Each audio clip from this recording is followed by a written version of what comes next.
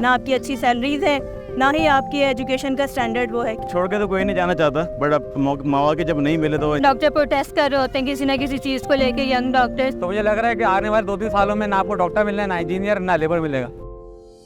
किसी भी माशरे का नौजवान तबका उस माशरे या उस मुल्क की तरक्की और खुशहाली में एक अहम किरदार अदा करता है, और जिन माशरे या फिर जिन मुल्कों में उनकी कदर नहीं की जाती या फिर उन्हें वो सहूलियात, तहफ़्फ़ुज़ या एक बेहतर ज़िंदगी फ़राहम नहीं की जाती, वहाँ का नौजवान उस मुल्क को छोड़कर दूसरे मुल्क मुंतकिल होने को तरजीह देता है। बदकिस्मती से पाकिस्तान का शुमार उन ममालिक में होता है जहाँ के नौजवान हर साल लाखों की तादाद में परदेस में बस जाते हैं, और उनमें ज़्यादातर तादाद आला तालीम याफ्ता और हुनरमंद अफराद की होती है, जिसकी वजह से इसे ब्रेन ड्रेन कहा जाता है। More and more young people are lining up to get their passports and leave the country. Pakistan is suffering from a severe bout of brain drain.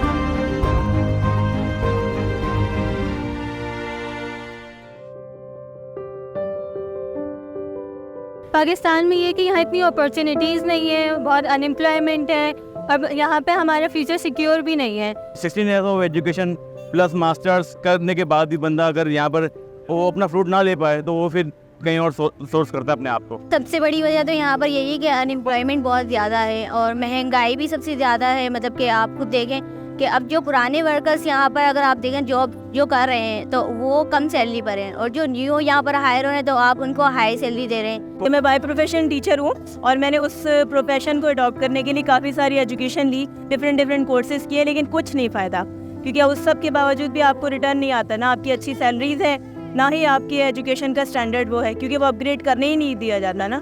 तो अगर हम कहीं बाहर जाते हैं तो उसकी एटलीस्ट कदर तो है ना हमारे किसी भी प्रोफेशन की। आज से 5 साल पहले, 6 साल पहले हम बड़ी मोटिवेशनल स्पीकिंग करते रहते थे, बच्चों को कहते थे पाकिस्तान में बहुत अपॉर्चुनिटीज हैं, आप हमें देखें, हमने भी तरक्की की है, हमने भी जो है मकान बनाया है, गाड़ी ली है, ये लिए वो लिए।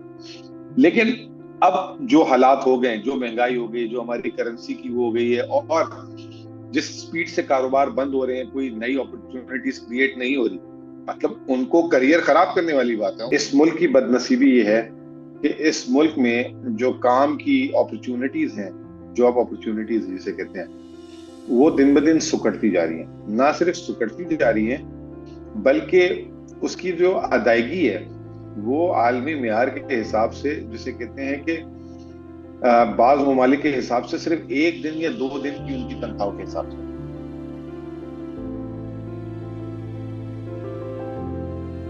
अगर हम गुज़िश्ता 2 साल में पाकिस्तान से बैरून मुल्क मुंतकिल होने वाले अफराद की तादाद में नज़र डालें तो bureau of immigration and overseas employment के आदाद और शुमार के मुताबिक सन 2021 में ये तादाद 2,88,000 थी, जो कि सन 2022 में 3 गुना बढ़ गई और ये तादाद 8.25 लाख से भी तजावुज़ कर गई। जबकि रवां साल अब तक यानी कि जून के महीने तक ये तादाद 8,32,000 तक जा पहुंची है, जिनमें से 4 लाख वो अफराद हैं जो कि हाईली एजुकेटेड है। माशी मसाइल, बेरोज़गारी और सिक्योरिटी चैलेंजेस ये वो चंद बड़ी वजूहात हैं जिसकी वजह से पाकिस्तान के बेशतर नौजवान आला तालीम हासिल करके बैरून मुल्क नौकरी की तलाश में निकल पड़ते हैं।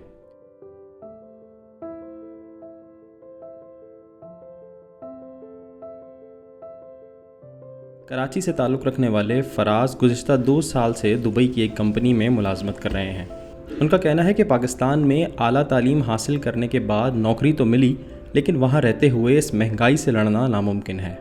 मैंने कराची यूनिवर्सिटी से अप्लाइड यूनिवर्सिटी में मास्टर्स भी किया एंड देन कराची की एक मल्टीनेशनल कंपनी में जॉब हासिल करी।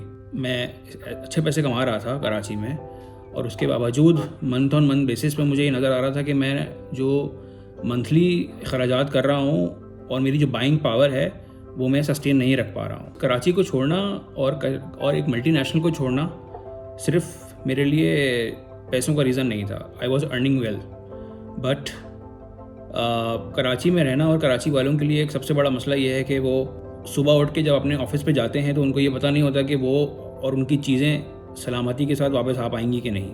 अब अगर आप घर जाओ और घर में आपको गैस ना मिले, आप अपनी गाड़ी खड़ी करो पार्किंग में और आपको वापसी आओ तो पार्किंग में गाड़ी ना मिले, ये सारी चीज़ों में अगर आप अपना सारा टाइम सोचो फिक्र में लगा दोगे तो एक्सेल कैसे करोगे लाइफ में। और मुझे लगता है कि अगर मुझे ऐसी अपॉर्चुनिटी दोबारा पाकिस्तान में मिली तो शायद मैं वापस ना जाऊँ। पाकिस्तान में आज अगर कोई फ्रेश ग्रेजुएट नौकरी पे लगता है और अच्छी यूनिवर्सिटी से, जिसने MBA किया हो, अगर किसी को 50-60 हज़ार रुपये से स्टार्टिंग मिल जाए तो बहुत अच्छी तनख्वाह कही जाए। 60 हज़ार रुपये का मतलब आज के हिसाब से $200 हो। दुनिया में औसत जिसे कहते हैं कम से कम आमदनी भी जो है इस वक्त जो है 10,000 से $8,000 जो है सालाना साल की लोगों की है। तो ये $200 का मतलब ये हो गया कि अगर साल से मल्टीप्लाई करो तो $2,500। ये मैं अच्छी जिसको कह रहे हैं स्टार्टिंग। अगर बहुत अच्छा, अगर आपको कहते हैं कि शायद कोई 1 लाख रुपए की नौकरी का स्टार्ट देता हो, शायद नहीं है मेरी नजर में, अगर मैं वो भी ले लूं तो वो $300 महीने का बनता है। तो वो बच्चा जो यहाँ पे वो जब 1-2 साल काम करता है तो उसको मिडिल ईस्ट से और दूसरे ममालिक से जब उसको जॉब ऑफर आती है तो वो वहां पे हंसी खुशी चले जाता है।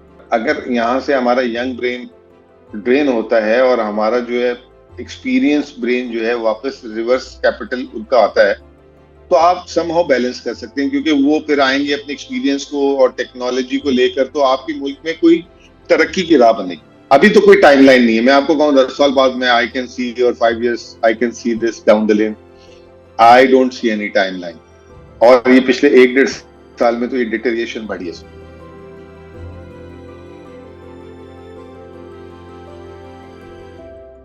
यहाँ का जो लाइफ स्टाइल है वो सिक्योरिटी थ्रेट तो नो डाउट सबके पास ही है। इवन ये कि अभी आपके पास मैं खड़ा हूँ तो मुझे भी यहाँ भी थ्रेट ही है कि मेरा मोबाइल अभी मैं यहाँ से 2 कदम दूर जाऊँ तो रहेगा या नहीं रहेगा। थ्रेट अपनी जगह पर, तो सब चीज़ें हैं अपनी जगह पर। तो इसलिए अगर हमें बाहर अच्छी एम्प्लॉयमेंट, अच्छी अपॉर्चुनिटीज़ मिल जाती है तो वाई नॉट, हम क्यों ना जाएं बाहर। रिपोर्ट के मुताबिक गुज़श्ता 18 महीने में 37,500 managers, 34,000 technicians, 11,000 accountants, 11,000 engineers, 4,000 nurses और 4,000 डॉक्टर्स पाकिस्तान छोड़ के बैरून मुल्क मुंतकिल हो चुके हैं। ये तो वो अफराद हैं जो मौका मिलते ही दूसरे मुल्क मुंतकिल हो गए, लेकिन ऐसे लाखों नौजवान हैं जिन्हें पाकिस्तान में रहते हुए अपना मुस्तकबिल तारीक नज़र आता है और वो दूसरे मुल्क जाकर ज़िंदगी गुजारने का ख्वाब देखते हैं। इनमें से बहुत सौ के ख्वाब पूरे भी हो जाते हैं और बहुत से अपना ख्वाब पूरा करने के लिए गैर कानूनी तरीके से अपनी जान दांव पर लगाकर सरहद पार करने का रिस्क लेते हैं।